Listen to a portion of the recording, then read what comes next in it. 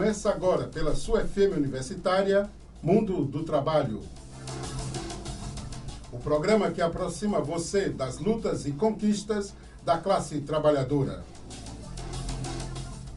O programa tem produção e apresentação de Dejaci Oliveira. No áudio, Zé Raimundo Lustosa e Nonato Alves. Apoio cultural, Sindicato dos Trabalhadores da Indústria da Construção Civil e Região Metropolitana de Fortaleza. A FBNB, Associação dos Funcionários do Banco do Nordeste. E do Sindicato dos Sapateiros. Hoje, especialmente, estamos fazendo o programa gravado e ele vai ao ar neste sábado, né, a partir das 7 horas da manhã aqui pela FM Universitária. Hoje nós vamos conversar sobre os partidos políticos e, em especial, os 35 anos do Partido dos Trabalhadores. Está aqui no nosso estúdio o professor e sociólogo Pedro Mourão. Estamos aguardando a qualquer momento a presença do presidente do PT municipal, advogado e hoje deputado estadual, Elmano de Freitas. E nós vamos começar o nosso programa conversando com o professor Pedro. Bom dia, Pedro. Bom dia. Ô Pedro, para começar, eu gostaria, nós temos aí vários partidos políticos. Em especial, nós temos uma quantidade de partidos, pouco menos, em torno de 7 a 8 partidos, né, que se identificam com a causa dos trabalhadores, né, que se colocam como defensores da classe proletária brasileira. No seu entendimento, você avalia que esses partidos podem se apresentar como portadores dos interesses da classe trabalhadora, ou isso é mais uma maneira de atrair um setor da sociedade brasileira? As duas coisas. Ao mesmo tempo que esses partidos conseguem coadunar as forças do proletariado, ela também consegue fazer sua vontade valer. Vamos pegar o exemplo do PT, que hoje você falou o mote, que seria o PT os seus 35 anos, né? 35 anos, exatamente. Bem, então nesse sentido você pode perceber que o lulismo no PT teve essa expressão. Em que sentido? Ele favoreceu o empresariado local, favorecendo a economia local brasileira, e ao mesmo tempo favoreceu uma classe esquecida até então, que era a classe C e D, né? Essas classes se sentiram representadas, mas ele não esqueceu de fazer a relação com as elites. Essa relação dúbia entre esses partidos como o PCdoB, o PT, esses partidos que têm mais uma focalidade institucional. Por exemplo, eles têm deputados, eles têm vereadores, eles têm prefeituras. Esses tipos de partido, eles têm uma relação dúbia. Diferente do PSOL, diferente do PSTU, que esses sim tentam fazer uma expressividade da classe proletariada. Só que o que acontece? Ao se dizer de esquerda, no Brasil ainda temos a definição de que esquerda é comunista, esquerda é do demônio, esquerda não é uma coisa positiva. Essa demonização da esquerda, do marxismo, ainda é muito forte hoje em dia. Isso causa um problema para a inserção política direta do PSTU, do PCB, né, do PCO, né, desses partidos de esquerda, chamados de esquerda radical, do espectro radical. Por outro lado, nós temos também a questão do marxismo.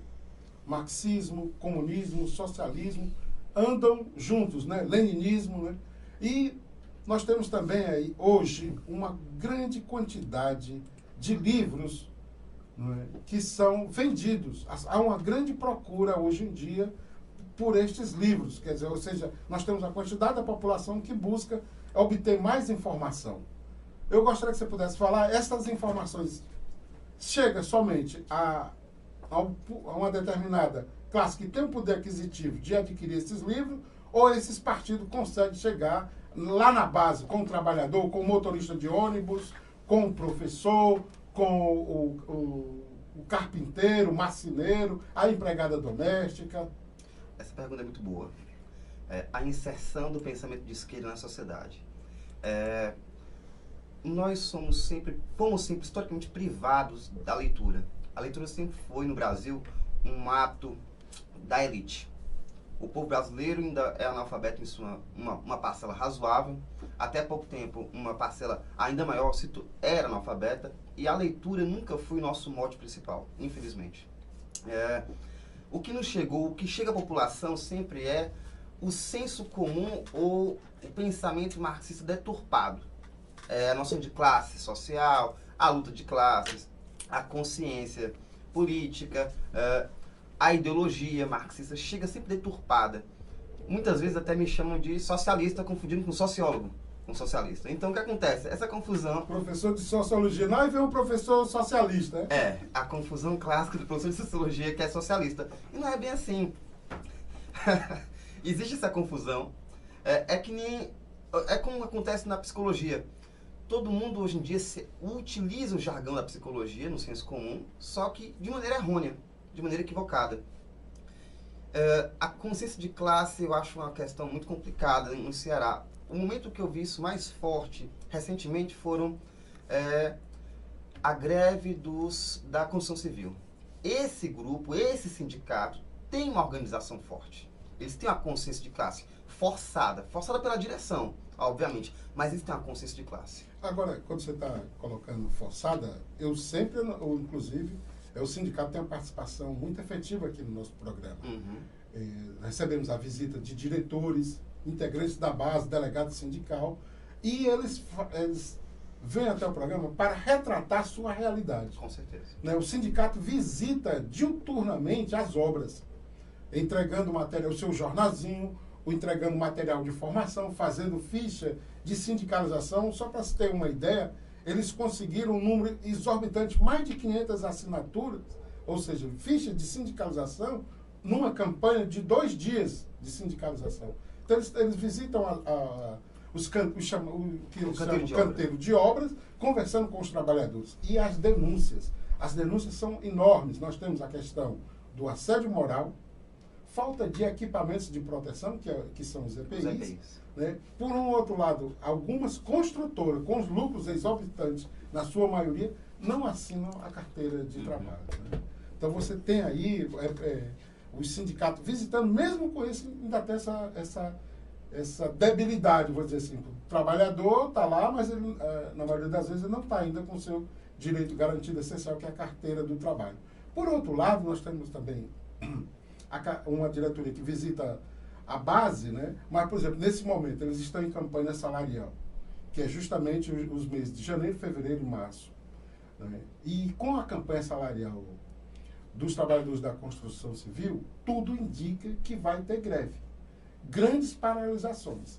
E aí você tem, por um lado, o grande empresário, né? E boa parte da mídia que deformam, né, a luta dos trabalhadores. Isso é um problema que eles enfrentam.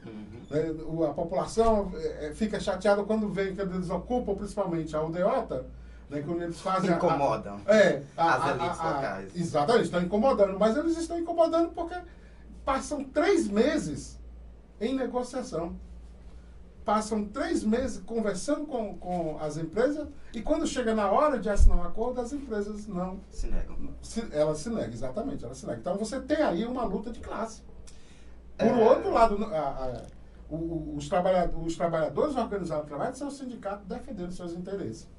Quando eu falei a palavra forçado, eu não falei forçado no sentido mais grosseiro. Eu quis dizer que é forçado, que tem que haver parte da direção do sindicato para que eles se conscientizem. Eles, por si só, não têm a consciência de classe. Se você destituísse ou pegasse a direção atual do sindicato, do trabalhador da construção civil, e por colocasse um pelego na direção, hipoteticamente, um plano hipotético, o que aconteceria? Automaticamente, os próprios trabalhadores, por si só, não conseguiriam retomar a luta que eles tinham anteriormente com tanta veemência. É isso que eu quis dizer. Então, nós podemos entender também que é importante você ter uma direção comprometida com o interesse da classe, que possa dialogar com os trabalhadores. Eles têm uma orientação até um pouco leninista, no sentido de que pode haver uma divergência interna, mas no final eles vão acatar a direção. Acatam a determinação geral que foi votada. O outro grande lance dos sindicatos, não só o sindicato dos trabalhadores da construção civil, mas do sindicato dos vigilantes, dos motoristas rodoviários também. O que são os contatos destas diretorias com a base. As suas assembleias são assembleias super representativas, 200 trabalhadores, 300, não é? Por exemplo, a Assembleia dos Trabalhadores da Construção Civil tem assembleia que dá 800 pessoas. Então, eu entendo, e eu até gostaria que você pudesse também avaliar isso, como, por um lado, é o fortalecimento dos trabalhadores, a sua organização e a sua consciência também. Porque você vê muitos trabalhadores hoje, não é só porque tiveram acesso à leitura, mas estão conversando política, defendendo os direitos não só da carteira assinada, melhores salários, né, o vale transporte, o vale refeição. É tanto que, se nós pegarmos há 10 anos atrás, nos canteiros de obra, poxa vida, era como se você estivesse numa senzala. Hoje já é bem diferente, né? Então, isso se deve à sua organização e à sua luta. E nós encontramos isso também em outras categorias. A categoria dos bancários, né, dos trabalhadores nos correios.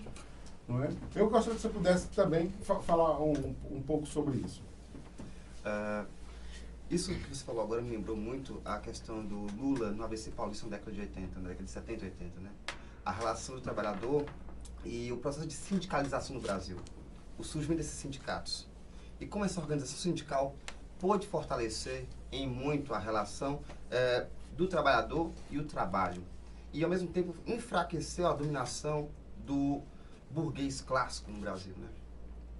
Ok. Nós já estamos aqui com a presença do deputado estadual Elmano de Freitas, que também é presidente do PT municipal e advogado. O Elmano chegou um pouco atrasado porque teve vamos no nosso linguajar, um arranca-rabo na Assembleia, né? Uma discussão polêmica, então ele está chegando aqui um pouquinho atrasado. Bom dia, Elmano. Bom dia, eu primeiro quero agradecer o convite, mais uma vez aqui, desculpa ter chegado nesse momento, porque efetivamente estava até agora em sessão, debatendo a situação de uma mensagem sobre a cultura para o nosso Estado, e só pude chegar agora, então, mas estamos aqui à disposição para fazer a discussão que for necessária. Elmano, a pauta que nós estamos conversando aqui é sobre os partidos políticos, em especial os 35 anos do Partido dos Trabalhadores. Aí o que nós temos? Nós temos o PT, hoje o maior partido da classe operária, um dos maiores partidos do Brasil, só que no Ceará o PT está nos 184 municípios, 28 prefeituras, mais de 150 vereadores. E, por outro lado, o partido está vivendo um outro momento. Um momento, por um lado, que é a felicidade de chegar aos 35 anos, governando um país enorme, que aqui nós somos exatamente um país, isso aqui é um continente. Diga-se de passagem, isso aqui é um continente. E, por outro lado, está atravessando uma fase de denúncias. Eu gostaria que você, como militante, não é, que esteve sempre à frente dos movimentos organizacionais, dos estudantes, dos trabalhadores, e hoje deputado estadual. Como é que você analisa este PT desde o seu nascimento e principalmente essa questão das denúncias?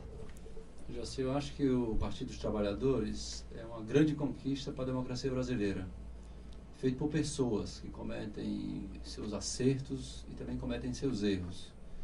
Em 35 anos, nós podemos fazer um balanço do PT, primeiro, extremamente positivo pelo que representou de aumento de organização dos trabalhadores e trabalhadoras no Brasil. Nós podemos dizer que o PT foi muito decisivo para ter uma central única dos trabalhadores. O PT foi muito decisivo para que o movimento dos trabalhadores rurais sem terra conseguissem assentar mais de 300 mil famílias no Brasil, respeitando a autonomia do MST. O PT foi muito importante na campanha das Diretas Já, o PT foi muito importante no processo constituinte, que vários direitos sociais que temos na nossa Constituição, o PT, né, evidentemente que não apenas o PT, os partidos de esquerda e personalidades de partidos numa linha ideológica mais de centro, foram muito importantes para que a nossa Constituição tivesse diversos direitos trabalhistas, direitos sociais, garantias de direitos individuais. O PT foi muito importante para nós termos um novo jeito de governar no Brasil, que busca minimamente abrir o espaço de prefeituras e governo de Estado à participação popular, que que a população possa conhecer as políticas públicas, propor políticas públicas, ter espaço de debate do orçamento público. E o PT foi muito importante para, no Brasil, após a vitória do presidente Lula, nós termos feito uma conquista social impressionante para qualquer processo político na história. Não é pouca coisa o que o Partido dos Trabalhadores fez dentro de um processo democrático, dentro de uma institucionalidade, nos marcos de um sistema capitalista, ele conseguir fazer com que milhões de pessoas, em um período político do capitalismo, em que desde a década de 70 e 80, a concentração de riqueza aumenta no mundo. A concentração de riqueza não tem diminuído no mundo. Os países centrais, na Europa, nos Estados Unidos, todos eles vivenciaram processos de concentração da riqueza no capital. E no governo do PT na América Latina, nós vivenciamos um processo oposto, em que o capital continuou tendo sua taxa de lucro, mas os trabalhadores efetivamente tiveram uma melhoria de vida significativa. E os trabalhadores, ainda que estavam na fase de exclusão do mercado de trabalho, através de programas de transferências de renda, também tiveram uma melhoria de vida significativa.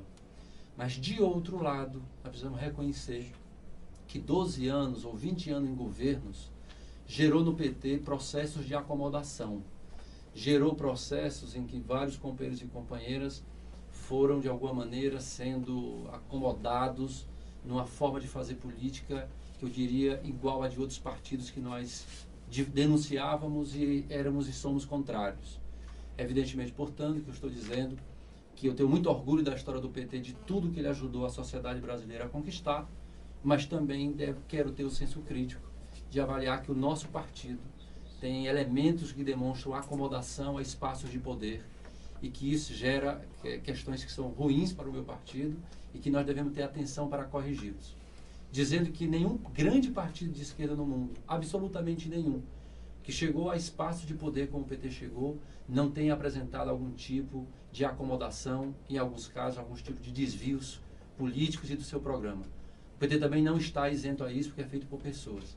Mas eu também sou muito convencido de que a ampla maioria de militantes do PT e de seus filiados e filiadas, que não estão em jornais, que não são deputados, que não são vereadores, que estão no movimento sindical, que estão na associação comunitária, estão no movimento LGBT, ou no movimento de negros, ou na juventude, são pessoas que têm um único objetivo de buscar realizar o sonho de um Brasil um dia ser um país socialista e democrático. Esse sonho embala milhões de petistas. E, evidentemente, um partido desse tamanho carrega também algumas situações de acomodação que o partido tem que debater. Nós vamos ter agora o 5º Congresso em junho do partido. E eu acho que o Congresso é um momento privilegiado para que a gente tenha muita firmeza de afirmar a nossa história e muita humildade para reconhecer que temos problemas e tentar corrigi-los. Ô Pedro, nós temos aí o PT com 35 anos da sua fundação e de luta e ao lado da classe trabalhadora. Eu acredito também que o PT, de certa maneira, ele potencializa, ele fortalece o surgimento de outros partidos que se identificam com a classe trabalhadora. Mas a minha pergunta está mais no seguinte sentido. Estes partidos que estão surgindo, as pessoas, os militantes, o eleitor, o cidadão, ao ver essa quantidade de denúncias, será que ele se sente representado? Será que ele demonstra interesse em ir para a política, a se filiar a um partido político? É uma ótima pergunta. Eu acredito que, nas minhas últimas pesquisas na área de política, na Assembleia Legislativa do Ceará, eu pude notar uma coisa. Há uma crise enorme na representação política nacional, estadual, municipal. Por mais que o humano possa se esforçar em tentar fazer uma relação com as bases, a descredibilidade do jogo político, e o próprio sistema político não permite que um deputado estadual consiga ter força perante os outros 45. Fora a mesa. Fora o poder da mesa, que centraliza a relação. E o diálogo com a sociedade é tão ínfimo que não pode ser dito e expresso nem em palavras, de tão fragilizado que está. Alguns partidos tentam fazer uma representação nova, o próprio PSOL tenta fazer uma tentativa de recolonizar a política, fazer uma política de forma diferente. Só que o que acontece? Ele no final das contas, o pessoal acaba se tornando um partido filhote do PT. Em que sentido? Dissidentes do PT, da ala mais esquerdista, saíram do PT por N motivos, com relação à divergência da política econômica do governo Lula. E o que aconteceu? Fundaram o PSOL. Nessa relação de forças, o utopismo, e eu ouso dizer, o amadorismo desses partidos novos, gera neles a incapacidade de ação direta, diferente do PT, que conseguiu fazer uma nova articulação, um arranjo que, por um lado, foi positivo, porque deu governabilidade ao Lula, deu governabilidade à Dilma, só que, por outro lado, criou o que eu chamo de o ovo da serpente, né? Baseado no filme do Ingmar Bergman. O ovo da serpente foi o que alguns autores modernos chamam de o PMDBismo. Esse PMDBismo foi profundamente nocivo para a democracia, em muitos aspectos. Elmano, quando nós falamos de PT, a grande mídia coloca só uma coisa. É como se o PT fosse único. Único no sentido, só tem um pensamento, coloca-se que o PT, a única liderança é o Lula, realmente é uma liderança, né? Mas o PT, como você falou há poucos minutos, é de gente, é um partido vivo. Como é que está o diálogo hoje do PT com as frações políticas? E em especial aqui no Ceará, porque nós tivemos com a indicação e a candidatura do hoje governador Camilo Santana, houve um racha, houve uma disputa enorme. Eu gostaria que você pudesse falar um pouco, principalmente, como é que está o diálogo hoje do PT com as frações políticas, o outro pensamento que não é o pensamento da direção nacional. Já sei, ouvintes, eu considero, hoje, por exemplo, eu não faço parte de nenhum grupo de maneira orgânica no PT. Se der uma coisa que eu acho que o nosso PT tem que avançar muito, é de fazer uma atualização do seu programa. O Brasil é muito diferente quando o PT surgiu em 80. E o PT tem novos desafios de transformação no Brasil, em circunstâncias muito diferentes daquelas que nós tínhamos quando o partido foi construído. E eu estou colocando a importância do Congresso porque eu acho que isso vai mudar, inclusive, a maneira e os grupos do PT, como eles se organizam hoje. Nós devemos ter, ao debater no nosso Congresso, uma atualização programática. O que é que nós pensamos, o que seria o socialismo democrático do PT? E qual é o caminho para chegar nesse socialismo democrático? Eu tenho a impressão que os grupos que temos no PT hoje não vão manter a mesma relação interna que nós temos no partido. Então eu tenho, aqui no Estado, nós tivemos uma campanha do companheiro Camilo, escolhido de uma maneira evidentemente muito diferente do que a nossa trajetória, o nosso estatuto em regra prevê, mas é um companheiro do partido, filiado ao PT, governador do PT, onde o partido não é maioria, nem na Assembleia, nem no número de prefeituras, tem um governador do PT com a base social do governo, onde o PT é minoria. Então exige de nós, do Partido dos Trabalhadores, muita serenidade e paciência de saber transitar nessa conjuntura, como é que nessa conjuntura nós construímos o programa que nós acreditamos, que no Ceará implica uma forte distribuição de renda. Por quê? Porque o Ceará cresceu economicamente nos últimos anos acima do crescimento do Brasil. E, portanto, nós devíamos ter uma melhoria de vida do povo mais pobre ainda mais forte do que nós tivemos no Brasil. E nós não sentimos dessa maneira aqui no Estado. Então, um governo que tem um governador do PT, nós estamos desafiados a propor ao nosso governador políticas públicas que fortaleçam e tensionem a economia do Estado para uma maior distribuição de renda. Eu acho que, da minha parte no partido hoje, eu penso que o nosso grande desafio é qual é o projeto político de desenvolvimento econômico e de organização das estruturas políticas do Ceará que o PT defende e propõe no governo. Por isso que eu tenho dito que a nossa bancada, eu como deputado estadual e o companheiro Moisés, nós devemos estar na Assembleia principalmente para defender as posições do nosso partido. E nem sempre a posição do PT será a mesma posição do governo, porque o governo é um governo bem mais amplo e de coalizão. A posição do PT tem que ser uma posição muito mais clara, uma posição que tensione até às vezes o nosso governo, o máximo tentando ser por consenso, de maneira colaborativa, mas algumas vezes, como agora está sendo com a presidenta Dilma, que eu sou da opinião de que o PT tem que trabalhar no Congresso para alterar as medidas que a presidenta Dilma fez quanto ao seguro-desemprego e outras medidas.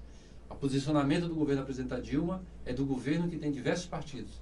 A posição do meu partido, do PT, eu defendo que seja aproximado do que tem sido a posição da CUT, de defesa do interesse dos trabalhadores, que não deve recair sobre os trabalhadores e o seu seguro-desemprego, a conta para fechar o caixa que o ministro da Fazenda quer fazer para o pagamento do superávit para o sistema financeiro. Se quer fazer caixa, então que incida sobre o sistema financeiro para lá fazer o caixa, não sobre o seguro-desemprego dos trabalhadores. Eu acho que essa é a posição que nós devemos adotar contra o PT, para ser coerente com a nossa história e, o mais importante, para ter utopia, para poder fazer construção de projeto para o futuro. Porque o partido precisa ter sonhos e o partido precisa ter coerência para ter firmeza no seu projeto. Você está ouvindo aqui pela sua FM Universitária o programa Mundo do Trabalho. Hoje, com a presença do deputado estadual Elmano de Freitas e do professor e sociólogo Pedro Mourão. Nós vamos para um rápido intervalo e voltamos já com mais o programa Mundo do Trabalho.